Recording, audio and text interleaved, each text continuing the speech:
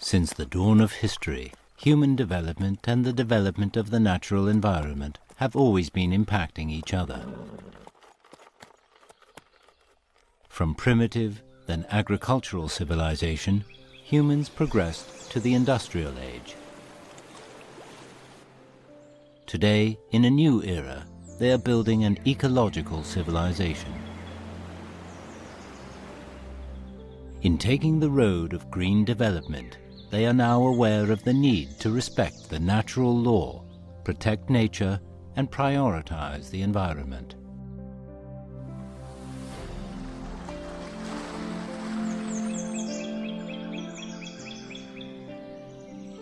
Humans, when they lead a life that is genuine and simple, can appreciate nature and coexist and develop together with it.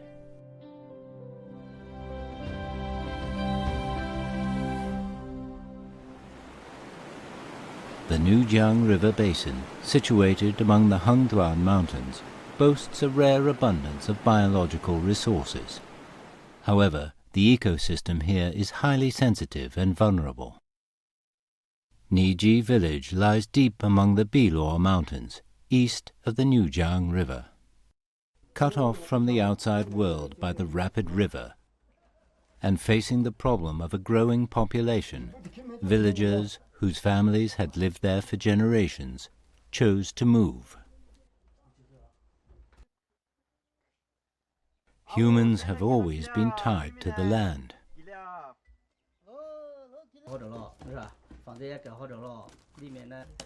Extinguishing the flames is like a symbolic final farewell. Along with their personal belongings, they pack their corn. It represents survival and reproduction, and the hope of a new life. As for little Zhang Huijuan, she derives a strong sense of belonging to a family from the newborn lamb.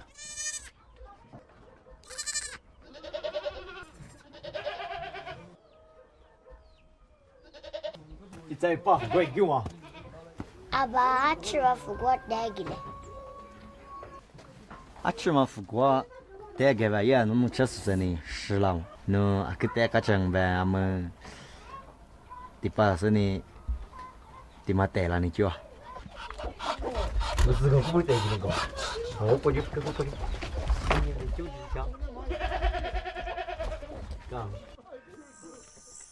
The mountain path seems to have no end. Like an umbilical cord linking humans and nature, it extends onward, twisting and climbing.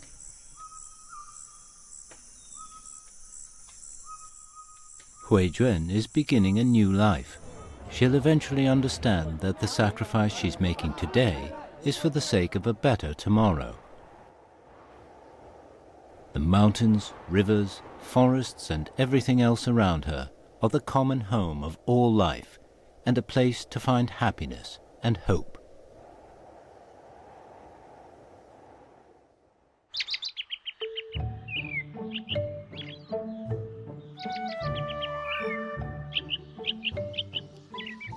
The weaver birds build their nests in early summer.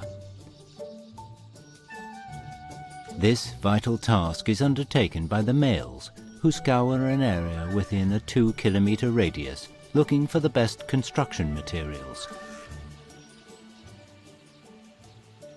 They pick soft, fine grass and build their nests on the branches of trees standing beside a meadow or stream.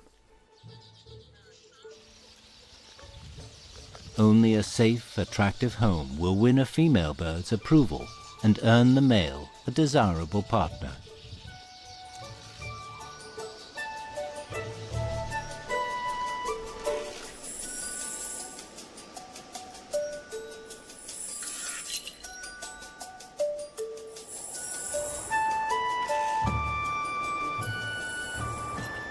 Building a nest that can withstand strong winds requires physical strength and perseverance. The male who creates such a home shows himself to be strong, devoted to his family, and a suitable life partner.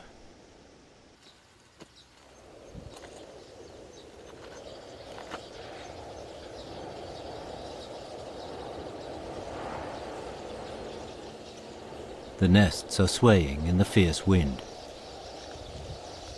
It seems disaster may strike at any moment. Having gone to so much trouble building their homes, the birds are anxious to save them.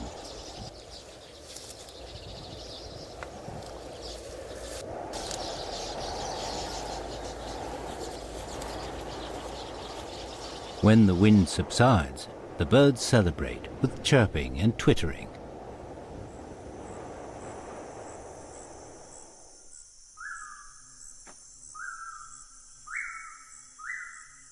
Reverence for nature is deeply rooted in Chinese tradition. Respect for the mountains, lakes, seas and vegetation is based on a sense of mutual dependence and deep affection. A product of this mutual dependence is the wisdom of protecting other species and making use of nature's gifts. The ancient Chinese called tea auspicious leaves. It was one of the earliest plants to be domesticated and cultivated by humans.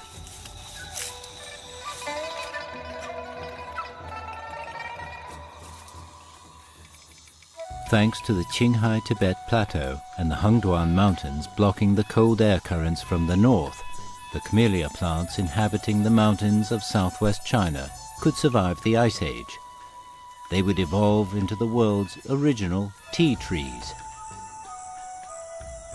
Mount Jingmai is covered with thousands of hectares of ancient tea trees. The ethnic Bulang people who live here have depended on tea for their livelihood for centuries.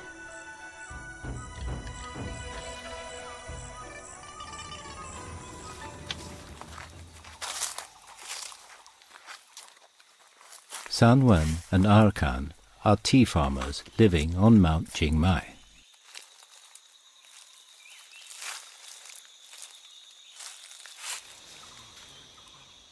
The ancient tea trees are tall, which makes picking the tea difficult.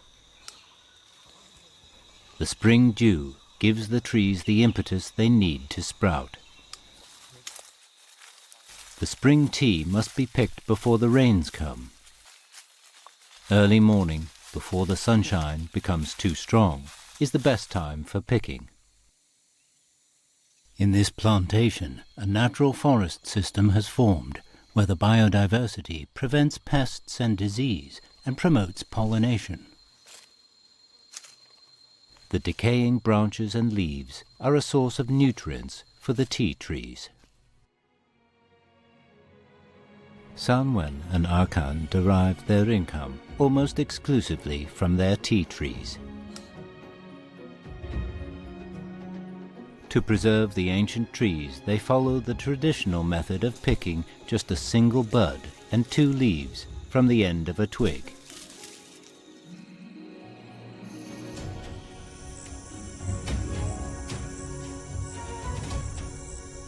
In recent years, their pu'er tea has attracted a following all over the world.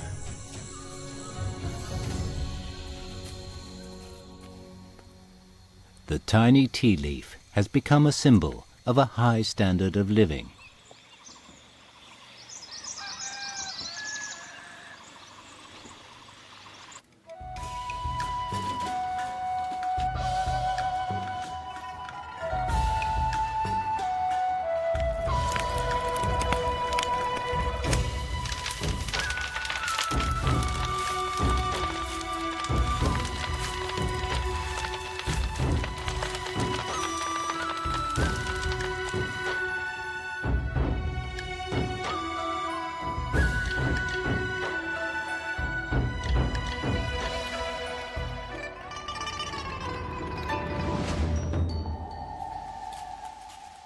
The tea farmers respect the ancient belief that they coexist with their crop and are mutually dependent on it.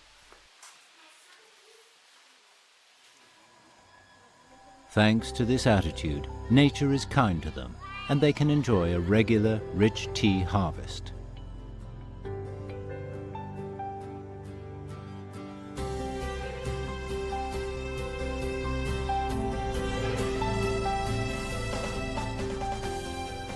For generations, people here have realized that nature's gifts can only be passed on if they are loved and respected.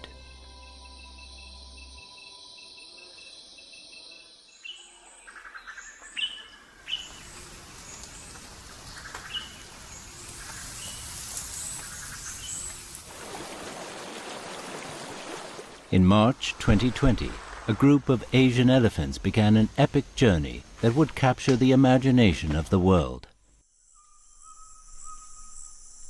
A dozen of them left Xishuangbanna in Yunnan and headed northward, crossing mountains, rivers, and highways.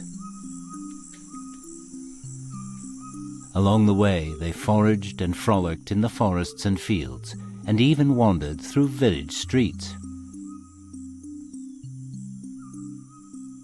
By July this year, they had traveled 400 kilometers and reached the suburbs of Kunming, the provincial capital.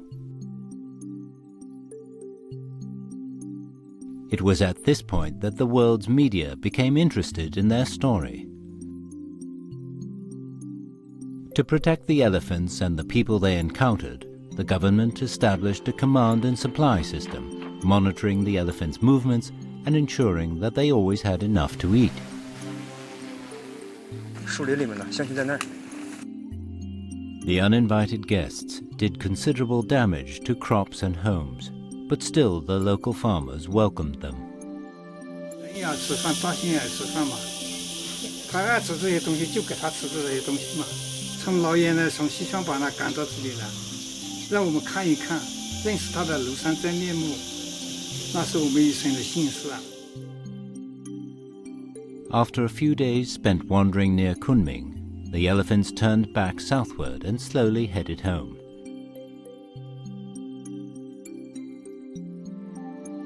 Millions of people watched them in daily videos and news reports.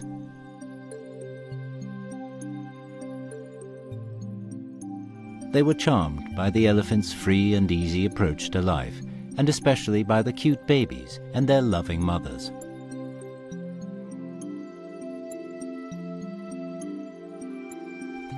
By observing this unusual journey, people came to realize how close is the relationship between humans and animals, and how emotionally similar they are.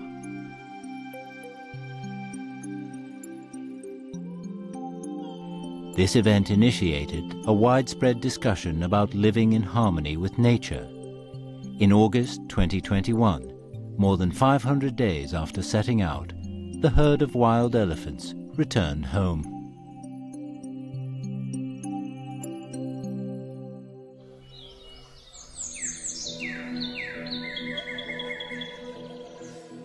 Elephants have existed for millions of years on our planet. They are the world's largest land animal. Asian elephants used to live in the Yellow River Basin in North China. But human activity forced them to migrate southward. Now a first-class protected species, the only place they are found in the wild in China is southern Yunnan. There the government has set up a reserve for them. In the past 20 years, the wild elephant population has doubled. But this has brought new problems, as the elephants have steadily been expanding the range of their activities.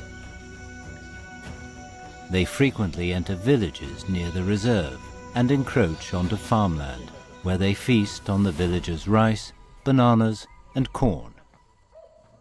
吃庄稼就算了，吃庄稼了，我们找这个保险公司来处理。像来了，怎么样的提前，赶紧把家人赶紧就带走。昨天晚上过来那大象了，啊，那脚印这个大应该有小象，这个量下去，这个是成象，那这个是小象，啊，这是幼象，啊，在14、15头左右。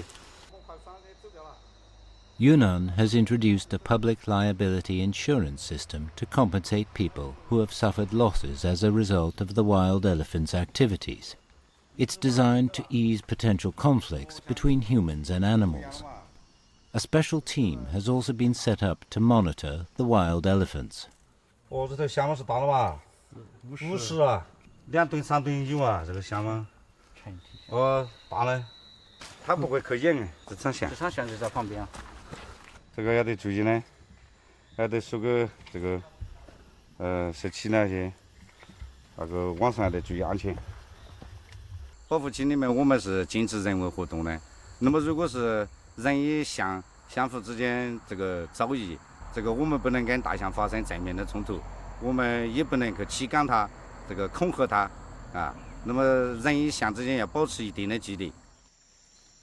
The Asian Elephant Breeding and Rescue Center, established in 2008 in Xishuangbanna, rescues, treats and helps this endangered species. Any wild elephant that is injured, perhaps in a fall or a fight, is treated by professional vets. 研究是2015年的时候，在思茅的一个甘拉巴村坝克村小组的一个村民发现的，然后我们这个救助队伍就迅速的赶到现场，对这个小象进行一系列的检查。对于这个没有吃过大象的初乳，或者说没有得到象奶长期的哺乳的这个小象，它的身体抗体是特别差的。最终的目的是希望，这个小象能够回归到自然，因为这个大自然才是它的家。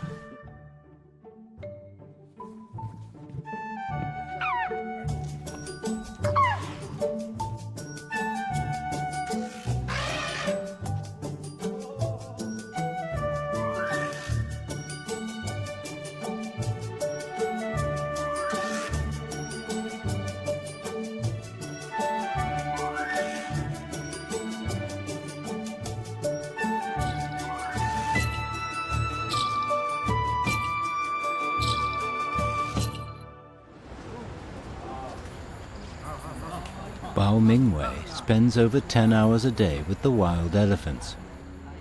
His main task is to train them so they can return to the wild.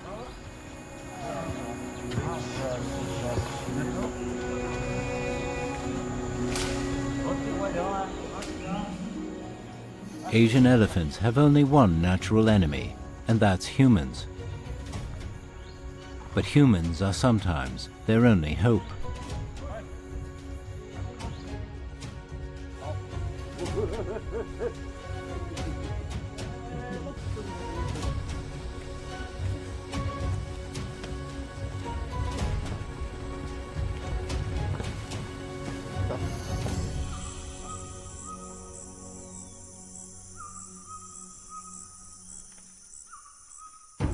The Gaoligong Mountains area in the west of Yunnan province is not only a national nature reserve, but also a World Biosphere Reserve and an important part of the 3 Parallel Rivers World Natural Heritage Site, an internationally important key area for biodiversity. It's popularly known as a Global Species Gene Bank and a World Natural Museum. The Baihualing, or Flower Ridge Scenic Spot, has, in recent years, been attracting visitors from all over the country. It's not the flowers they come to see, but the birds. Baihualing lies on the eastern slope of the Gaoligong Mountains. It's home to 343 species of birds, many of them rare. 我就在这里土生土长的，从小就在这里长大，小的时候一直就喜欢上鸟，因为这里鸟很多，花也很多，就叫白桦林。 Baihualing used to be a very poor area. People survived by hunting birds and felling trees in the mountains. In December 1995, the Gaoligong Mountains Farmers Biodiversity Protection Association, the first organization of its kind in China, was set up in Baihualing village. Since then, as the local people's awareness of ecological protection has improved, so too has the local environment. Visitors have started coming to the village to watch and film the birds. The locals provide them with accommodation, guide and transport them, and rent them equipment. In 2019, 90,000 visiting bird watchers earned the village over 60 million yuan. This represented an average of 16,000 yuan per person and meant that Baihualing had lifted itself out of poverty. 这个环境保护好了，这些草籽掉下来，这个绿背眼瘤也在吃。你看很多的这个生态也保护好了，动物也看得见了。以前动物都在上面，现在跑到下边来了。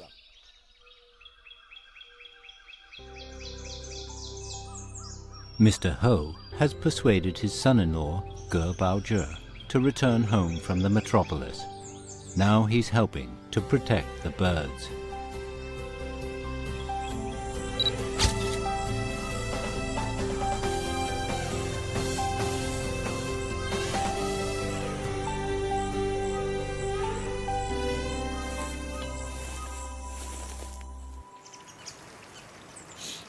一般呢，这个鸟的这个体型、外观，还有它的特别它的喙，那就可能决定你知道它在吃什么。比如说吃花蜜的鸟，一般嘴会比较长，弯弯的啊。那这个吃杂食性的，就可能像个镊子一样。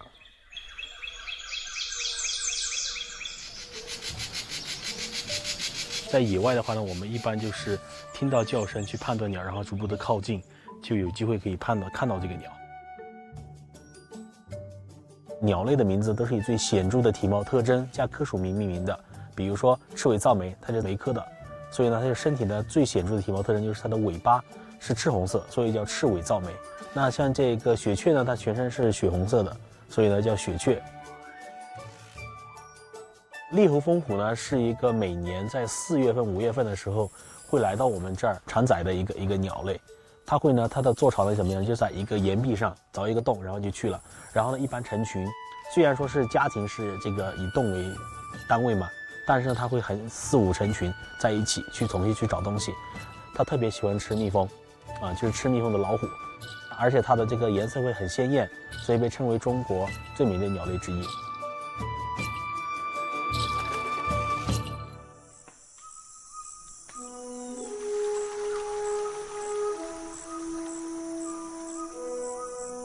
At night, the exhausted bird returns to the forest. "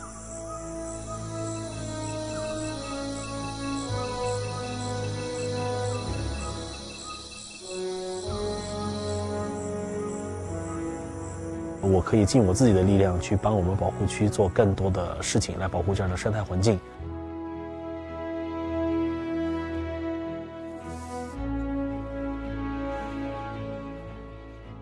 保护生态对我们的直接的一个影响，空气质量会特别的好，环境也特别的好，然后大家才慢慢的发现，不是我们想象当中我们什么都没有，必须要去大城市去打工啊才能够生活，所以我觉得这个是一个很好的一个变化。世界的最漂亮的羽毛，就是鸟的羽毛，不要，砍山砍料子，不要去烧山烧火，就有了青山绿山，那个我们的鸟也就更多，动物就更多了嘛，是吧？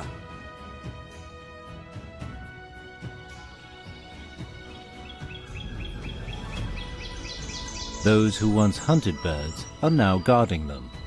Those who once felled trees are now forest rangers. In Baihualing, those who were once poor are now well off.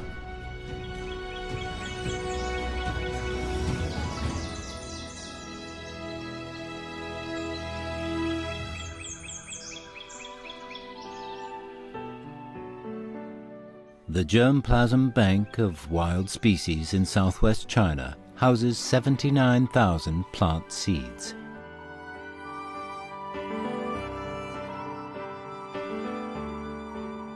Yunnan is called the kingdom of animals and plants. Its abundance of plant species is reflected at the Wild Species Bank. Here, of 10,013 plant species that are preserved, 5,103, or over 50%, are native to Yunnan. Every one of them has the potential to change the world in the future.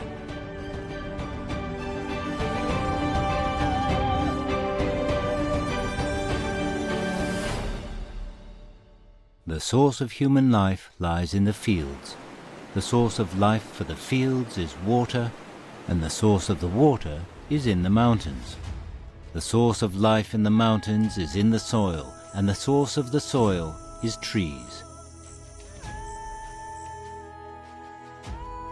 Fresh air, majestic mountains, clear rivers, dense forests, splendid lakes, beautiful fields, and vast grasslands. All are part of nature, as are the animals, plants, and microorganisms. Its biodiversity is the source of our planet's remarkable vitality and keeps it healthy. The extinction of a species is not just the loss of a natural resource. It can cause a chain reaction, leading to the disappearance of other species and, ultimately, perhaps, the collapse of the only known cradle of life in the universe.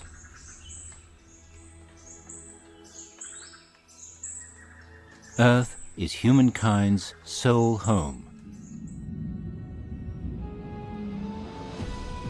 If inheritance continues, humanity prospers, civilizations develop, and respect for nature prevails, a glorious community on Earth will be created in which all forms of life share a common home that is more harmonious and beautiful than it has ever been.